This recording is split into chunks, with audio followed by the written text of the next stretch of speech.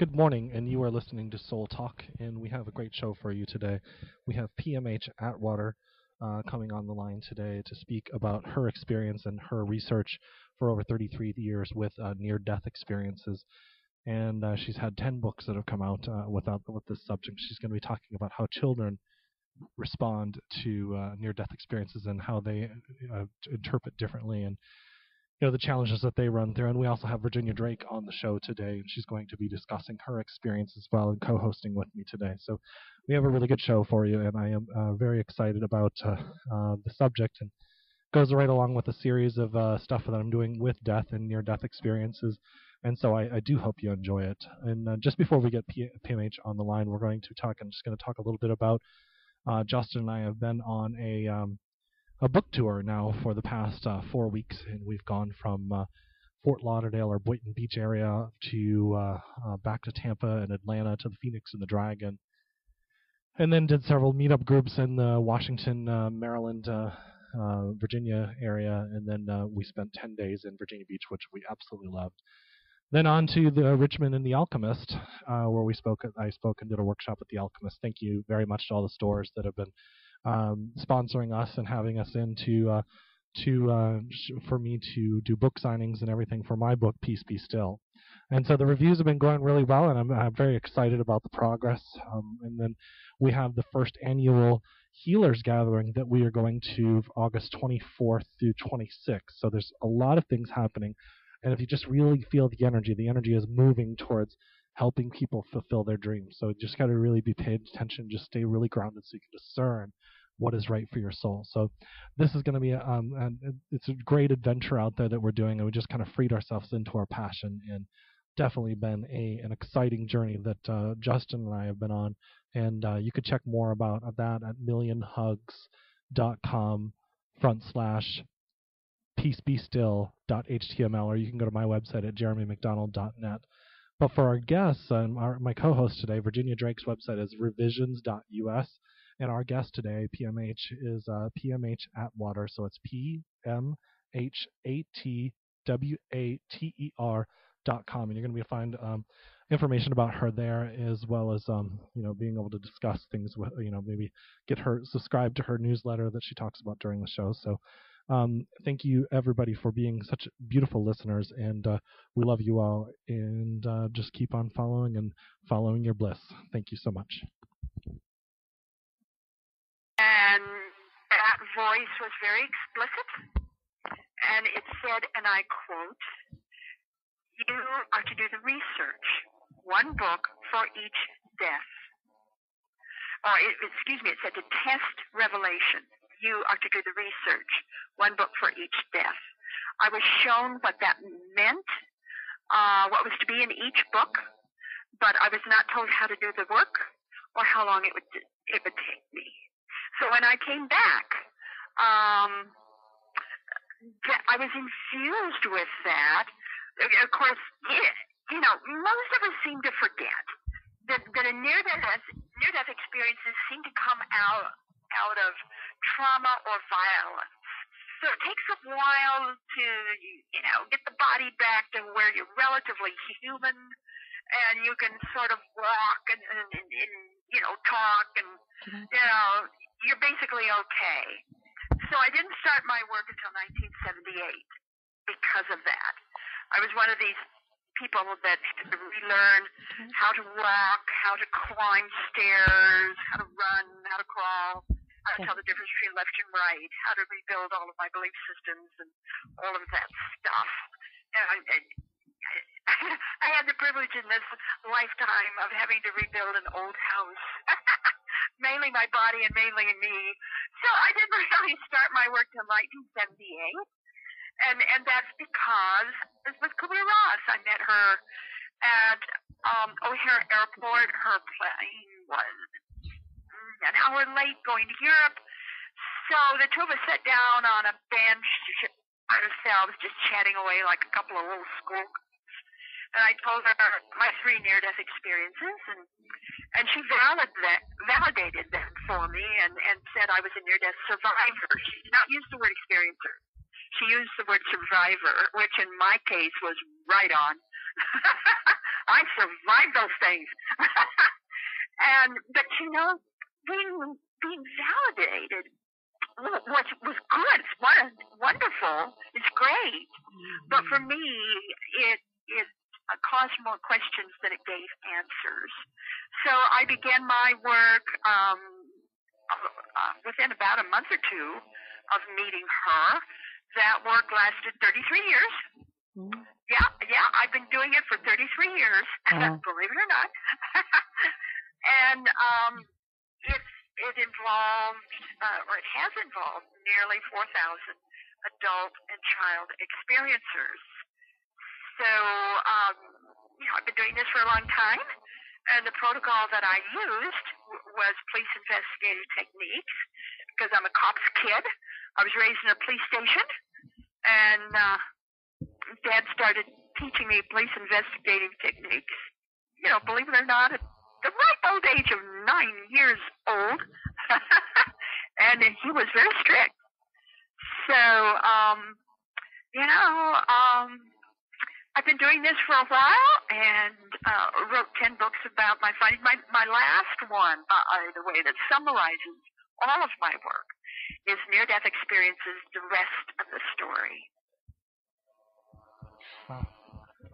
Well, and so can you tell us a little bit about that, the last work? Or we might as well start at the end. Well, let me ask you, because since I've had a near-death experience as well, when you crossed over, because I had the voice like no other as well, and I knew you had an understanding, but yet you didn't do any talking, but you had an understanding. So when I came back, I was so connected to the earth, the trees talked, the birds talked, everything kind of moved in a different direction. Did you have that is that what you were talking about when you were saying going back into your body? Because it took me a while just to get, about a year just to get acclimated to what had happened. My dear, read about the after effects. There's a pattern of physiological and psychological after effects that is true for most of us. It takes a minimum of 7 to 10 years to integrate the experience. It's not something that you acclimate yourself to or adjust to very quickly. The physiological after effects basically have to do with the brain-mind assembly, brain structure, brain function. I think also brain chemistry, although we haven't been able to prove that one yet. Oh, I can prove that. I can prove that. Oh, yeah, and certainly the nervous system, the digestive system, and skin sensitivity. When we're talking about the psychological after effects. Oh, my God. Then we're talking about, becoming more intuitive and more psychic and, the kinds of things that you were talking about. Mm-hmm. That's absolutely normal and natural for experiencers. Absolutely, because I've had 4 myself.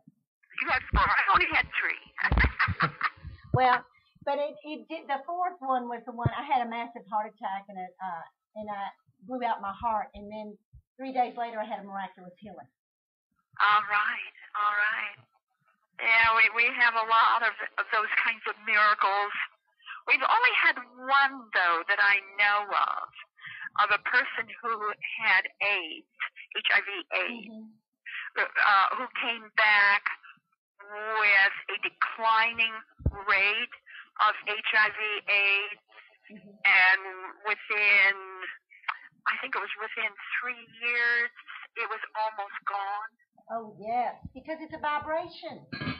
I've only known one, though, that was tested and verified in that case. But lots of people with cancer, I mean, that is fairly frequent. And a lot of other diseases, chronic diseases, illnesses of various kinds, people come back. And it's gone. It's like poof. Oh, yes, vibrationally. Because that's what I came back with, is the understanding how the universe is an energy on vibration levels that we don't even understand. And also, you couldn't talk about it because words couldn't even fit what I'd seen. Yeah.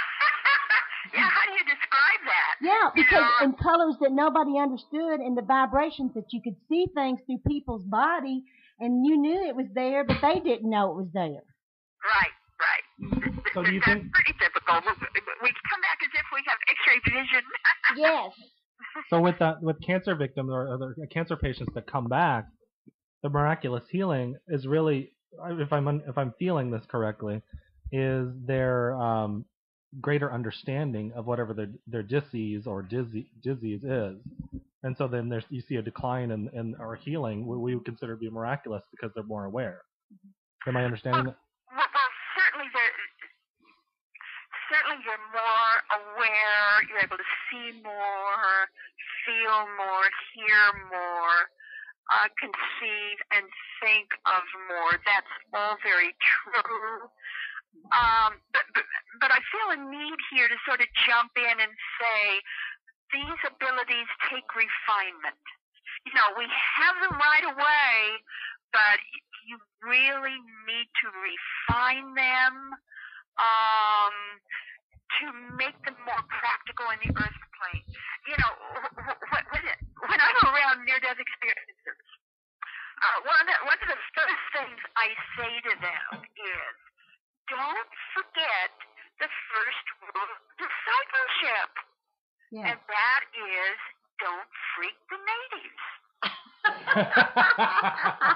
That's good. Powerful truth. Yeah, people were scared of me. Yeah, they did, honey. They did. Yeah. Because I spoke I think that everybody, because I was in a different world totally. And I mean, and that's why I ended up getting a divorce after 30 years. And I saw everything was going on. And it was freeing to me because it was really jailed. I mean, but I was a scientist. I was a psychiatric social worker. So I understood a lot of the dynamics that was going on. Right. But again, you need to sort of discipline that. Oh, yes. You need to refine that, and you need a good teacher or classes or something that helps you to balance what you come back with. Well, yeah, because there's several people that have NDEs that they don't really understand it, and they just know that they felt this tremendous amount of love over there. And what was the girl that we had that she died at 27 and then came back and died a year later? Because she couldn't handle it. Her heart was broken. She came back and she said, I don't even understand this world anymore because I just feel that tremendous amount of love. And I said, but you're still here. Exactly. And she died a year later. And this time she didn't come back. So. Well, our challenge certainly is to bring back from heaven the gifts of heaven and make them applicable and meaningful on the earth plane. And you can't do that if you're going to be floating around like some kind of disconnected, of what would we even say, some kind of disconnected soul that is really unable to process and stabilize your own energy, your own mind, your own abilities. So we run into a lot of that. I had that same challenge as well. I truly think what made the biggest difference for me is that I was doing research. I was doing hardcore research. And I was very strict with it. And so I could see through the eyes of I could see myself through everybody else's eyes. And I could see what they were going through, and I would compare that with what I'm going through. And then I would compare that with other people whom I did not see but heard of. And then I would talk. I had a lot of sessions with significant others. That's one of the things that distinguishes my work. I didn't just have sessions with the experiencers themselves, but I spent a lot of time too with significant others. So I knew what was going on in the family. I knew, mom, dad, the kids, neighbors, health caregivers, bosses, employers. So I had a more well-rounded view of what was going on. Plus, often I would have the experiencers draw for me what they saw to the best of their ability, and then I could compare that with what they were saying it was, like someone in Israel versus someone in Africa versus someone in Wyoming versus someone in Alabama. Okay, what is really happening here? And that was so helpful in my own case. There's this wonderful guy. He was a lawyer, and and he knew me for a number of years afterward. And he met me afterward, and he said to me, those first couple of years that he knew me, he thought that I was high on drugs. He really did. He thought I was some kind of druggie. And well, I was high on God, but there weren't any drugs involved. And it really takes time to plant your feet and figure out how you're going to live. Yeah. Well, you're learning how to get back into balance with your body. Yeah. Yeah. And your soul. Yeah, your body, mind, and soul. Mm-hmm. So. Right. And that does take time.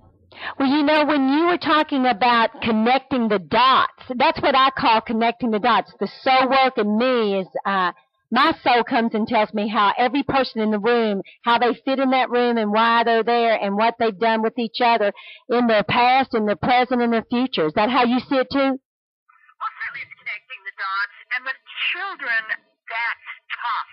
Yeah. We think adults are challenged. Kids are challenged even more. But when I said the average adult takes about 7 to 10 years to integrate their experience, it takes the average child between 20 to 40 years. Really? And I say that advisedly because children cannot connect the dots. A child's job when they are young is to grow and to learn. And anything that doesn't match that criteria, they either forget about it, they will put it in a spot in their mind, they will ignore it, they will repress it, they will suppress it. They have to, because it's not usable. Mm-hmm. And it has to be usable. Mm-hmm. Otherwise, their life is miserable. And so very often with kids, of course, you can't deny the after effects. So they're displaying the after effects, but they don't know what those are. They think they're an alien from another planet or something, or somehow, their mom and dad weren't their real mom and dad. Somehow they don't fit, and they don't know why they don't fit, and they go through all the different kinds of problems and challenges until they get older, and then many of them go to a psychiatrist or a psychologist. I don't understand why I don't fit for various reasons, and they don't have any kind of thought of, well, maybe I had a near-death experience when I was a kid. And the psychiatrists and the psychologists, most of them, are not trained about this kind of thing. They don't know about this kind of thing, so they don't handle it. And so, the person grows up not knowing, not connecting the dots when they finally read a book, or they see it on YouTube, or they see, television, or they meet another experiencer, or they join the International Association for Near-Death Studies, and then finally get with, quote unquote, their own family, other experiences like themselves. It's such a shock. It's such a blessing. They finally find out why they are the way they are. So with kids, it's a real issue. When we're talking about suicide, Usually the near-death experience is a deterrent to suicide. With adults, in my research base, it was about, I think, a little bit less than 5%, 6%, 5%, somewhere in there. But with children, it was 21%.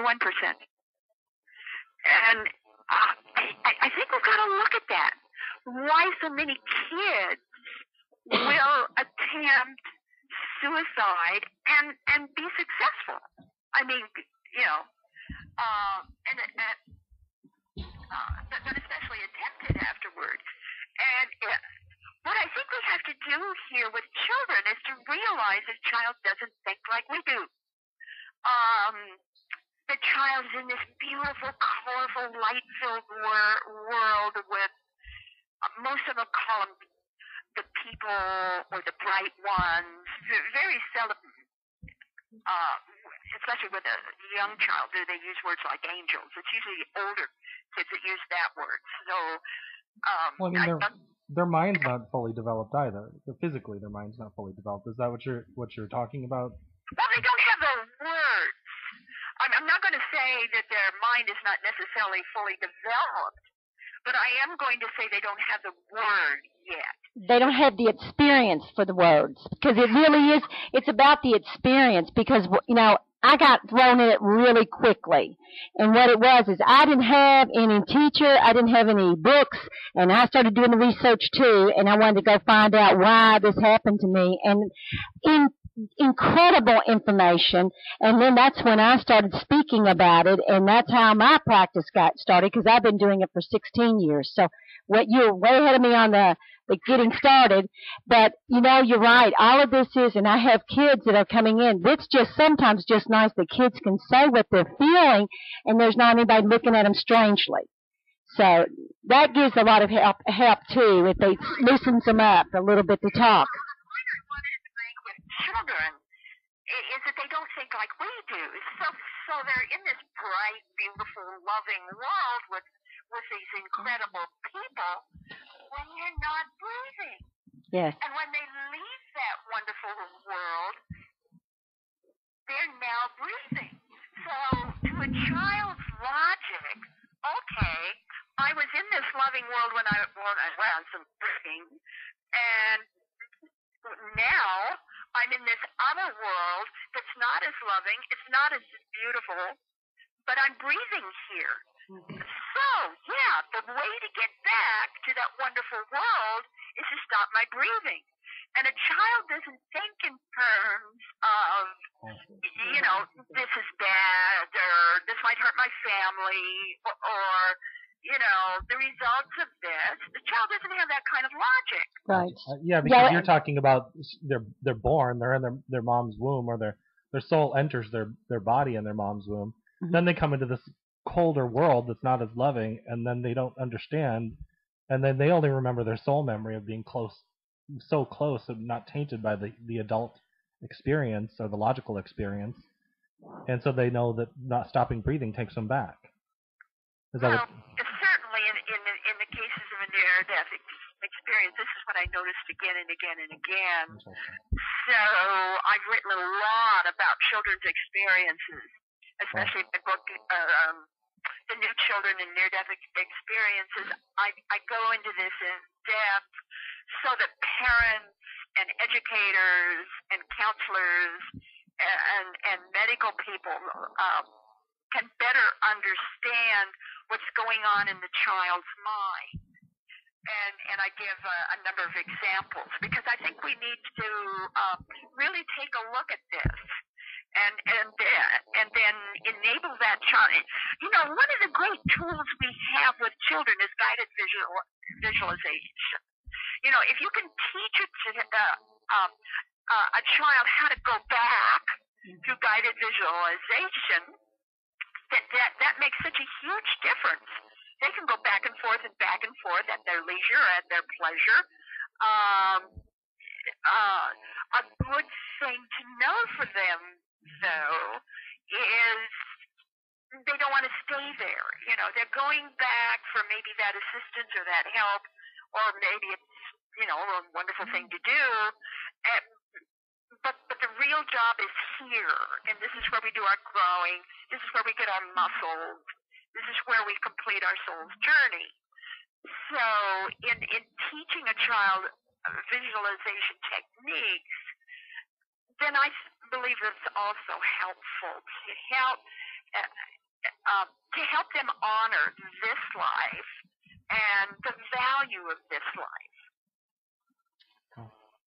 Yeah, well, so sort of like a soul review. Is that what?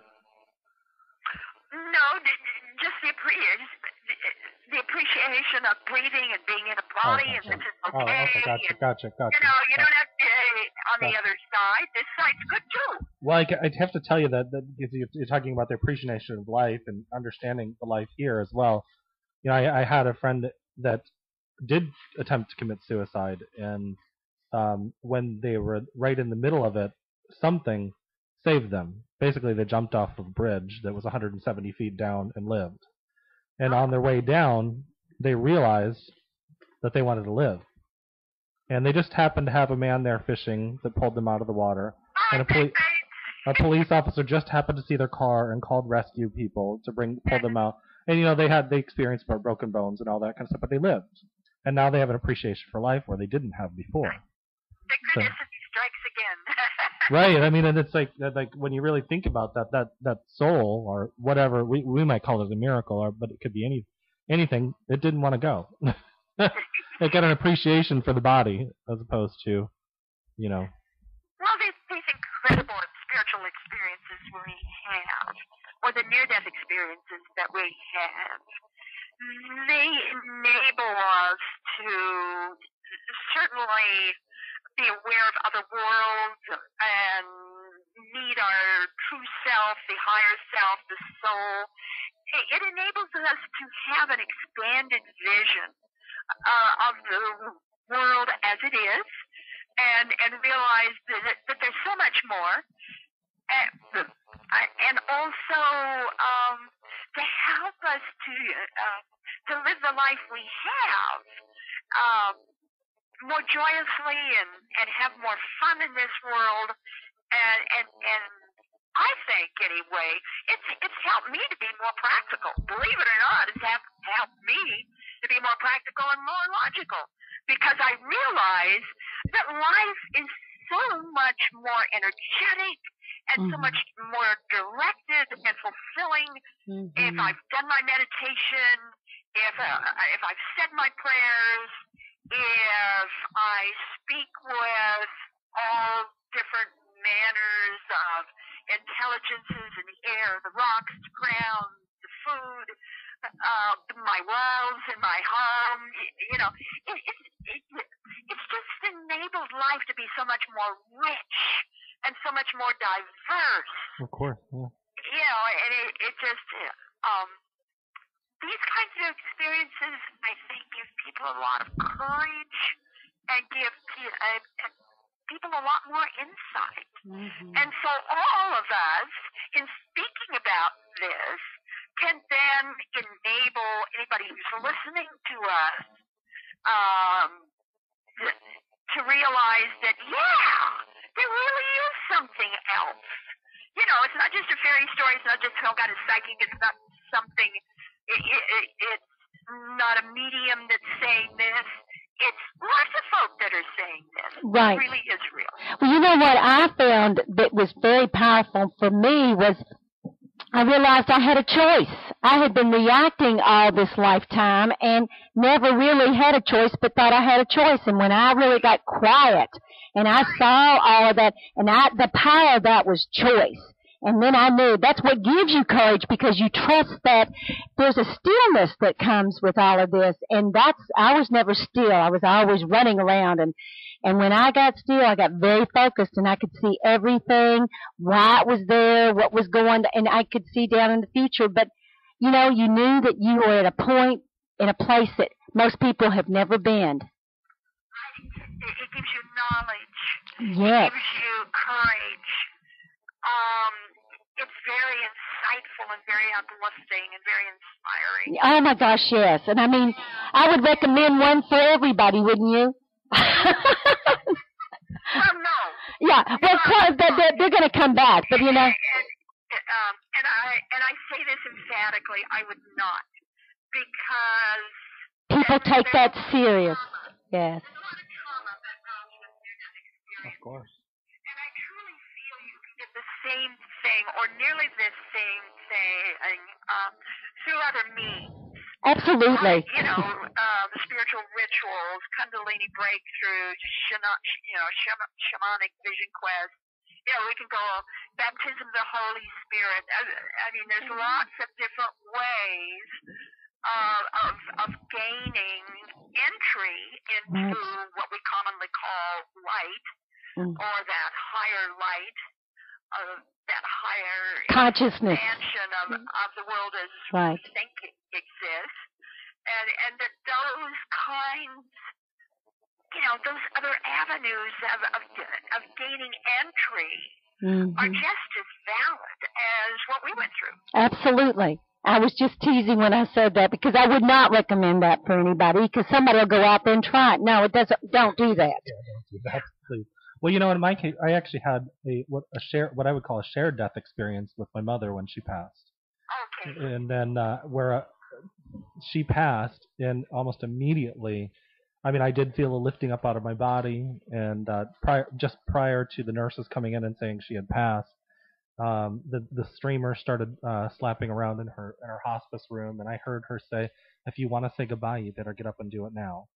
And then later on, I got what I would call a life review, and about a week later, where she said, "This is what God feels like," or "This is what heaven feels like," and I felt an expansion of consciousness, and I felt a flash of memories come through me, and I was like, but I didn't feel any pain or any. Right. And I didn't even know what it was, to be honest with you. I just felt really good about myself. And then a month later, I saw a lecture, and the person, that did the research, that did that kind of research, Dr. Moody, he came up and he started describing shared death experience. I was like, that's what I had. And and it was like a relationship I had with my mother on a deeper level. And so I don't know if you've ever heard of that type of research. Oh, sure. To me, this kind of thing happens quite often. And of course, here's Moody coming along, giving us a name and writing a book about it. Right. It's been going on for a long time, so now we can at least focus on it. Which is, really wonderful. That's what he did with near death. He coined the term near death, right, and wrote a book about it. So now we can focus on it. He's been a wonderful herald in that regard of this kind of thing. But did you know that most people who are either at the deathbed, i.e. like loved ones or visitors or friends, or who are involved with that kind of dying of an individual, doesn't matter male or female, what age, go through a period of exhilaration afterwards? Yes, my mother. That is common. Believe it or not, my mother was also a hospice nurse, and she helped people transition for many, many, many years. And she said she would know about that. She described it. Exhilaration. Yeah, and that's why she wasn't afraid of death. Because she just always felt this exhilaration after she had taken care of a patient, and watched them transition or pass or move on to the next stage of existence or whatever we want to call it. And so that absolutely. And she talked about that story over and over and over. That's why I'm a hospice nurse. Well, people are afraid to admit this because they're afraid that someone will say that they enjoyed the death or that they were glad the person died. And it's not that kind of thing at all. But rather, it's that internal lifting of the spirit. It's like you joined with them, or somehow you know what's going on, and you're so glad to be part of that upliftment. So it's just too bad that most of us still today kind of recoil if anybody says anything positive about somebody dying, because they think, oh, you were glad they died. Well, no. You're just part of that exhilaration and that lifting. Mm-hmm. Yeah. I've been experiencing that because I don't. I mean, I have times when I miss, but I'm not completely broken up about it. But I do miss her, and so when people say I'm sorry, and they think I'm weird because I'm like, no, I know where she's at, and if I really want to talk to her, she'll drop signs for me, or Spirit will drop signs for me, and that's been happening to me over and over again. Oh, sure, they often come back. Yeah. Mm-hmm. I'm often visited by those on the other side. Yeah. And I think a lot of us are. I know children are. And,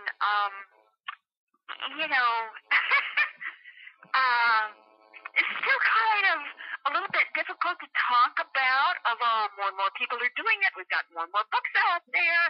But there's still a large segment of the population that kind of draws back. Yeah. And, it depends upon what country you're in, what religion you have. Do you know that today, still, in the Muslim countries, a near-death experience is said to be the work of the devil? Wow. The work of the devil. Yeah. That wouldn't surprise me because the religion I was raised in thought the same thing, that they were having a demonic experience. And especially with children. Yes.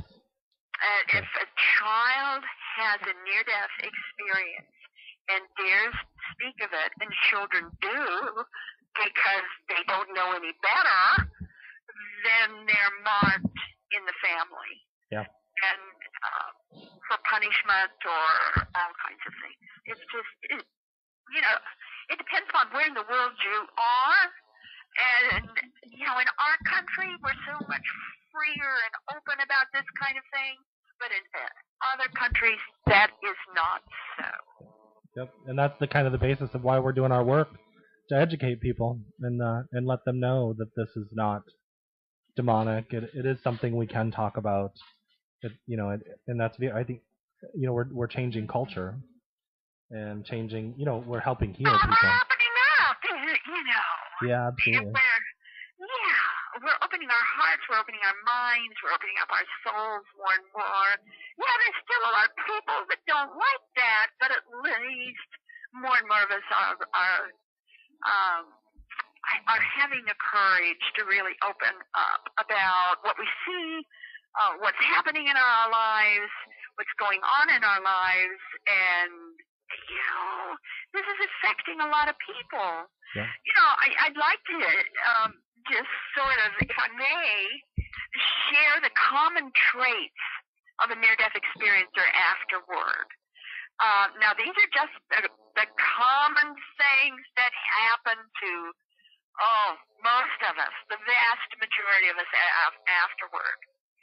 We have unusually empathetic, rich inner lives, some healing ability, have complex, vivid dreams, good recall, highly perceptive, creative, intuitive, strong feelings, especially of love. Faculties enhance, synesthesia, which is conjoined senses, psychic ability, susceptible to environmental changes, more allergic than before. We really have to pay attention to things like electrical storms and earthquakes. We really do. Sense of being able to merge with others and with nature. Surplus of energy. For some it's less. For most of them, a surplus of energy, restless, curious, strong reactions to positive or negative sensory stimuli. Much in the way of visuals, aesthetic awareness, knowing. Intense focus, love to question, hunger for knowledge, feel things deeply, can have past life and anomalous memories, identify more with soul than self, mystical awareness, comfortable with things future and otherworldly states and beings, can at times influence physical objects, electrical sensitivity, out-of-body experiences can sometimes continue, tend towards self-deception, We need to really underscore that. Need to relearn basic cautions. Tend to identify life as a waking dream.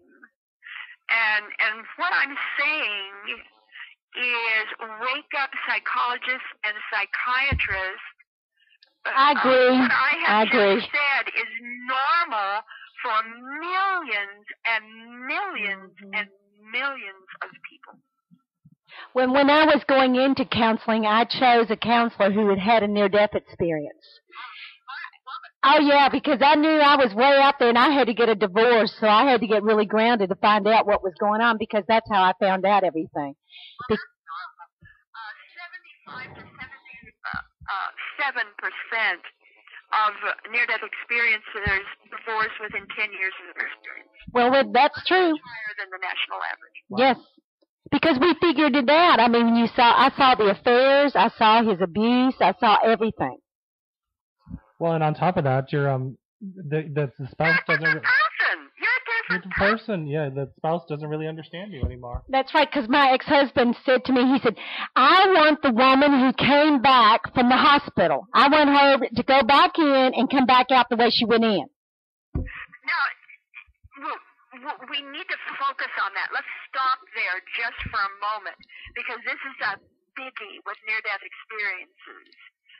Let's focus on the hospital environment, that loved one who has just had major surgery, died, had a near-death experience on the table, and then was resuscitated or revived. So they're now back. The loved ones are in the waiting room praying, wanting their loved one back, praying and praying and praying. They're so concerned and they are so upset. They do not want a rewired, remodeled version of the original individual. They want the same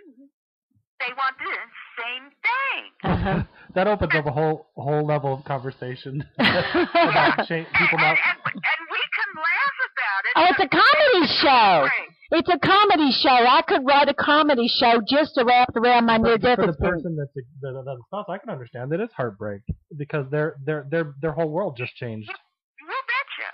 It's really tough on families. You think near-death experiencers are challenged. It's really tough on families. So when IANS, or the International Association for Near-Death Studies, has a conference, they often have sessions and workshops just for the families.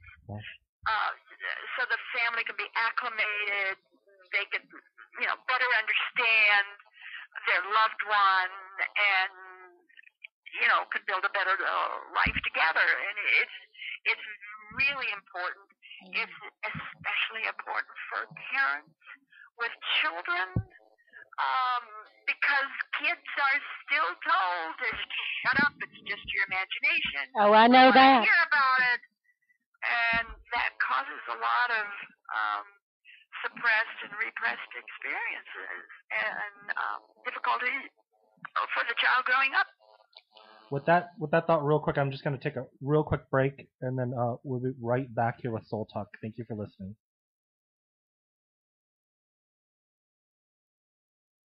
Okay, so we are back, and we're having a deep conversation. We ended on, the relatives and loved ones that have spouses that have experienced with their the person that has the NDE, and the change and the grief that they go through from losing the person. Really, they're in a way that person still is dead to them in a way because they've changed.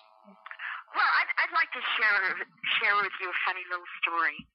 I have 3 children, son first, followed by 2 daughters, and it was the older daughter, Natalie. I come from Idaho, come from out west. I'm a Western woman, now living in Virginia, but I come from out west. And we Westerners tend to be very outspoken and very independent types. And we called Natalie the volcano. She never walked into a room. She exploded into a room. So you understand a little bit of her personality here. She was a very, forthright, outspoken individual. She truly was. And she came to me one day in my kitchen, and she put her hands on her hips, looked me right in the eye, and she says, "Well, you're friendlier now than you used to be, and yeah, I like being around you. But to tell you the truth, you're not Mom, and I like Mom better." Oh my goodness. And both of us looked for that woman, never did find her. And years later, I invited each of my children to write a letter to me about, well, what their ideas were, what their concept and feelings were about me. How did they feel about me afterward? And Natalie went on and on and on in her letter about things she didn't like. And then in her last paragraph, she said, "Well, Mom, you've changed a lot. Now it's my turn." Oh, that's wonderful. Wasn't that wonderful? And this is carried through, of course. But, that is so typical of what the dynamics in a family. So this is why I recommend so much that the entire family attend near-death conferences or talks so that they can all become part of that environment, that new way of speaking and seeing the world, so that they will have a chance to dialogue, so they will have a chance to exchange with their loved one, their feelings, the loved one's feelings, and they can have a chance to get sort of reacquainted with each other. And this is so important. If you do that, then not only does the near-death experiencer change, but so does the family. They can all benefit from the experience, even though they didn't have it. Absolutely, because there's growth that comes from either side. Sure. And understanding of the change that's happening, in their loved one. And yeah, absolutely. I could definitely see that happen. That, of course, that might not happen all the time because of where the family is at or where the person that had the experience is at. And well, you need to be invited to that. Yeah. There needs to be some kind of structure or meeting where people can get around a table, so to speak, let their hair down, and finally begin to open up. And if you have that kind of dialogue or that kind of opportunity, then it's amazing what comes out. And then you don't have these real tearjerkers and heartbreakers. I can give you another little example here. This is a woman in Alabama. She was married to a fundamentalist minister. She had 2 children. And when I met her, she said to me that she doesn't go to church anymore with her husband. And I said, well, why not? Why can't you attend church anymore? And she said, well, she always invents some kind of an excuse to stay home. She just doesn't want to be there. And so I asked her again, why? And she looked at me in the face and, a few little tears, and she said, he's lying. I know he's lying to people. That's not the way it is. It's a lie. And I just can't take it anymore. I understand. Wow. So she can, I can understand that. She can't live in the lie. But then again, if she would have told that to her family, they would have probably thought she was crazy. Well, she didn't want a divorce. She loved her husband. She loved her kids. She loved her life. She just didn't want to live the lie. And I don't know what happened to her. I'm assuming she got a divorce later. I don't know. But, I look at that and my heart just sort of goes out to that situation. And I'm looking at that and I'm saying, information would have made such a difference. Yeah. If there could have been more information on both sides. But, even in saying that, I'm acknowledging the fact that there's been ever so many ministers who have lost their pulpit because they talked about the near-death experience during their sermons. And, it's just, that's the sad part. The really great part, as far as I'm concerned, is that, at least nationwide, maybe a little bit worldwide, we're starting to be more open to this. We're starting to acknowledge that this is true. Certainly the research has been able to verify that near-death experiences are very real. They're not anybody's imagination. They're not, No, more and more people are starting to listen. They said to me that I didn't have enough oxygen to my brain. That's why I needed it. All of these different I can imagine. Real scientific data to contradict these kinds of comments. And I can't imagine how difficult it was for you over 30 years ago, because I had mine over 17 years ago, and it was hard when I was out talking about it. I can't imagine what it was like when you were talking about it. Well, for me, the biggest challenge was doing the research. Yeah. Because that was my job. My job was not to be on a stage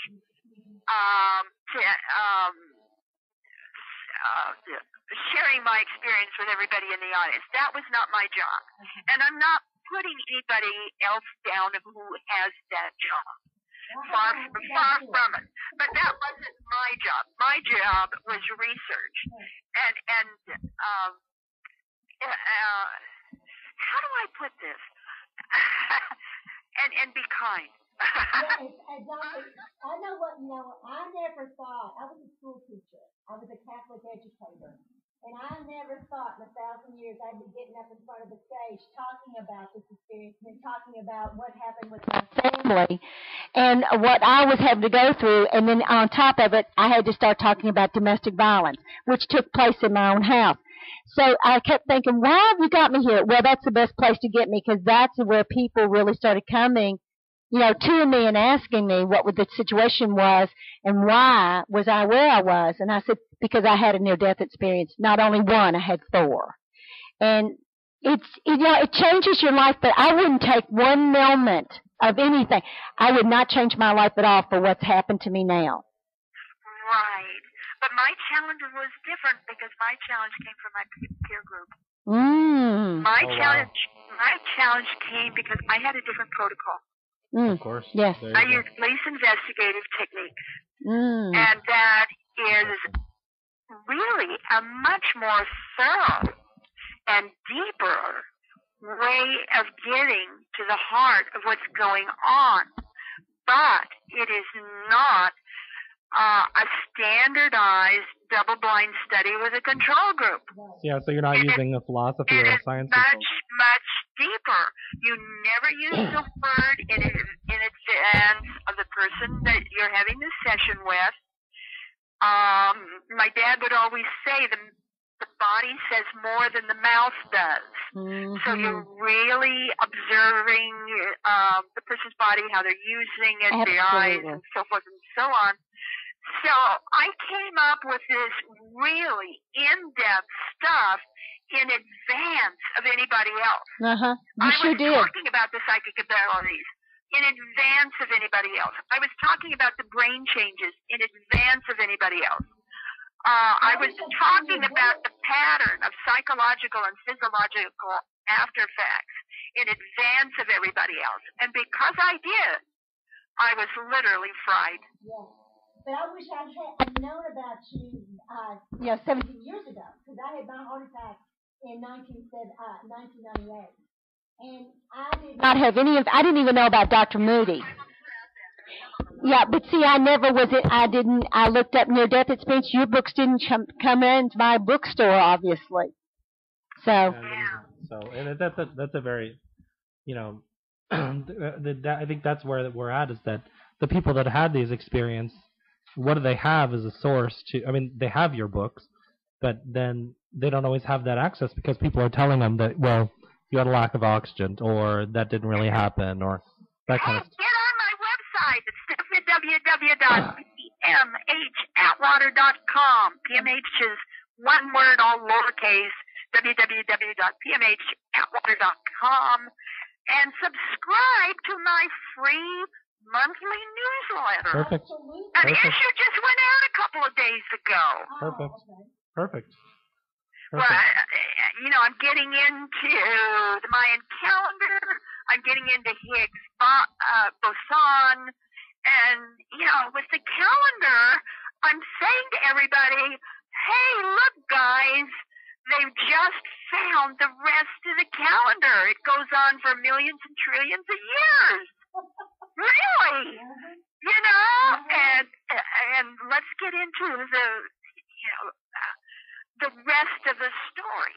Near-death experience is the rest of the story. I'm very much into the rest of the story. Let's look at all the other things that are going on. Last year, I did one on electrical sensitivity with earthquakes and lightning and this kind of thing. That is a must for every near-death experiencer to have. Tells you what to look for and how to handle it, and especially how to handle yourself with weather changes. And I understand that, because when I'm around lightning, I have to be very conscious because I feel it before it comes in. And also the floor. Yes. Well, the floor before an earthquake starts melting underneath my feet, and I feel it. So that, I get you. I get exactly, because I can't imagine what it would have been like for people that, are doing this and they're not even understanding why they're doing it. So, and I've met a lot of archives. So get on there. Got lots of articles, all kinds of stuff. You're just fabulous. Well, I'm this scruffy person. I'm just come out there and stand on my research. I stand on my research. Perfect. I won't talk about what I don't know. Absolutely. I stand on my research. And I stand on my experience. Of course, and that's what you're supposed to do. But we'll be right back after this message, and thank you for listening.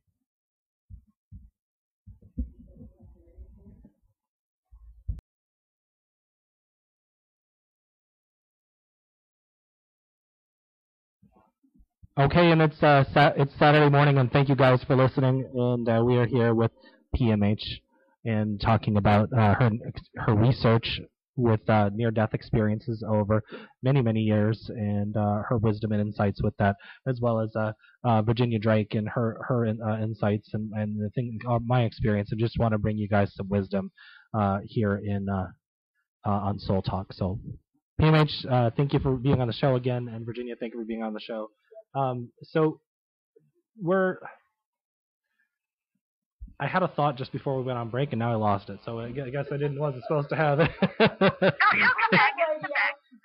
Yeah, I love radio because I can let my hair down, kind of like what you were talking about. You get around the table and you're open and you just let your hair down, and that's kind of how I run the show.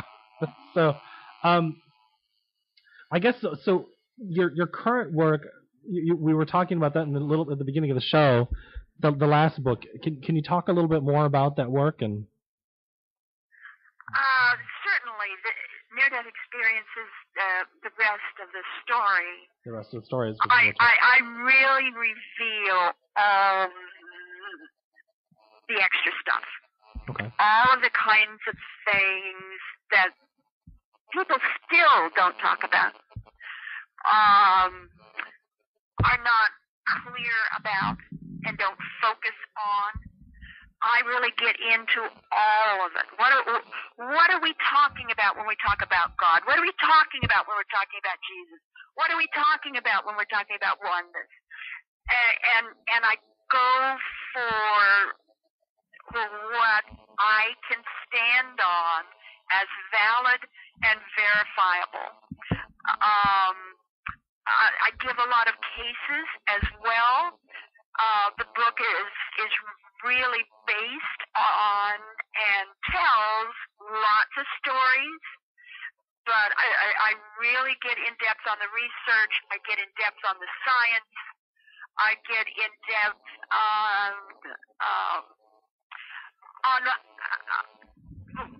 what I have come to realize is that experiences like near-death experiences, spiritual experiences, baptism of the Holy Spirit, Kundalini breakthroughs, shamanic vision quests, mountaintop experiences, go on and on and on and on and on. Breakthroughs that come through spiritual and religious rituals and devotions. All of them are threshold experiences. They take us to that threshold between life and death, between sanity and insanity. Mm-hmm. We are able then to face the watcher at the gate, so to speak. Yes. That idea of fear, so we can pass through that threshold. Yes. And find out what's really there. Some of us have positive experiences. Some of us have not so positive experiences. But we get through that threshold. And the interesting thing to me is that more and more people are having threshold experiences, millions and millions of them. Right. And when I look at the pattern of after effects, and it's the same for everybody, or nearly the same. Uh-huh. So we're talking about physiological and psychological changes. If you really look at those and then compare them with what has happened before in history, you will notice, I think as I have, that every time we've had a renaissance, every time there's been a major change in the human family, a large evolutionary change in the human family, especially the intelligence of the human family, it has been caused and created by these kinds of people who've gone through this type of quote-unquote an illumination. So if you look at that and the rhythm of that and the outplay of that, then I think you will realize, as I have, that there is a biological imperative for the human family to have threshold experiences. It is these experiences that enable us to evolve and improve and to go into higher orders of the human, what is possible for the human. So I'm looking then and recognizing that these experiences that we've talked about here on this show are really a biological imperative. They are what improves the human race, the human family, the human being. And you know, if you're talking about an impactful experience, not all of them are impactful, but if you're talking about one that's really intense, and when I'm saying one, I'm talking about threshold experiences. So I'm talking about the larger genre. If you're looking at those that are really impactful, they all, every one of them, take you to the same place. And that place is one God, one people, one family, one existence, one law, which is love, one commandment, which is service, one solution to problems, which is forgiveness. And even Plato talked about this and validated this thousands of years ago. And today we call it the perennial philosophy. What the perennial philosophy is oneness, and that's where intense threshold experiences take you.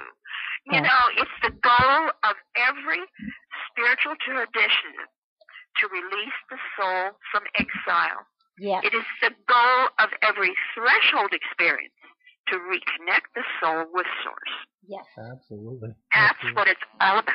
Yes, ma'am, and I agree with you 100%. You know, that's interesting. I have a friend that she said, there's many paths to the top of the mountain, but there's only one view down. Mm-hmm. And she's basically saying, you know, there's many paths to God, but it's exactly what you're saying. There's oneness, and there's one consciousness, whatever we want to refer to it as. And, you know, they're similar. You know, they're about service and compassion and understanding and awareness and that kind of stuff. And, you know, that's amen. Yes. That's it. That's what we're talking about. And that's what near-death experiences, the rest of the story goes into. I give it to you in detail. I give you the template. I give you how it works, why it works, and what it's all about. And it's all there in plain words, scientifically backed up, or at least backed up to the point that it can be. And it's all there for you. So it's just spelled out, all the deep structures, what's going on in the body, in the soul, in the spirit, in you know, the incredible DNA network. It's all there in that one book. So if anybody wants to be inspired, and if you want the information to back up the inspiration, right, it's there in that one book. Let me ask you this: on your near-death experience, did you notice how your skull changed? Did you notice how your skull changed? Well, in my case, my temporal lobes enlarged. It was very spongy. I couldn't even touch them. Oh, well, see, my skull literally moved. My skull, I could feel my skull just melt and move when I would get into such a state of, when I was working within myself. And my skull would move, and I could feel it. And I could feel all the neurons. I would have a challenge afterward in giving a talk and getting excited giving a talk. Uh-huh. I could literally disconnect my ribs. Yes. Wow. I could blow them out. Yes, wow. Yes. And did you notice you get spongy inside? I mean, it was like I could move my arms and pop my body in ways that I never thought I could. Yeah, I had to learn to kind of tone that down a little bit.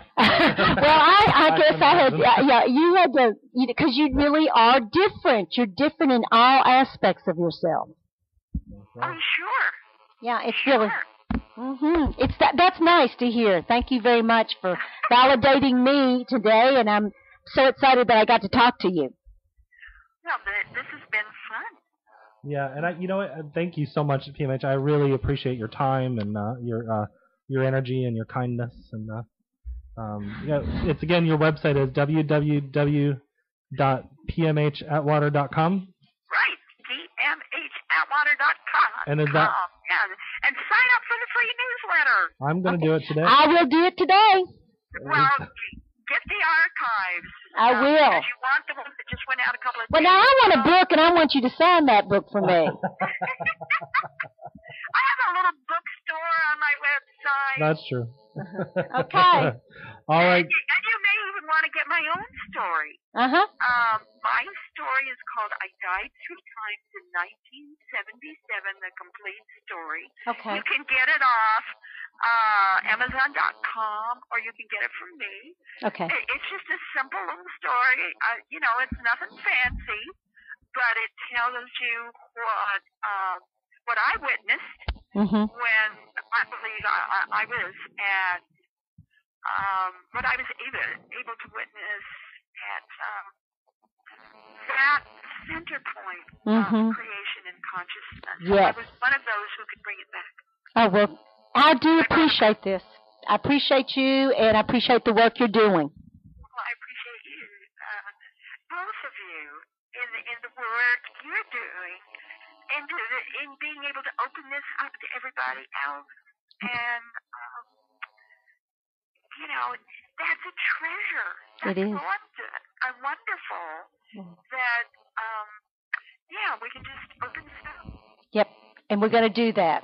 Thank you. Well, thank you so much, PMH, and I will probably connect with you when I get everything up, and so I look forward to. Thank you for your time. Yeah, and the next book that's coming December this year, Children of the Fifth World, and I really challenge what's going on with children today.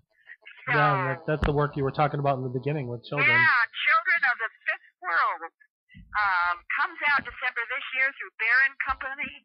You're going to be surprised. Everybody's going to be surprised in that book. Well, thank you so much. And guys, go ahead and check out these books at her website at pmhatwater.com. Okay, thank you, PMH. All righty, bye-bye. Bye. That was good.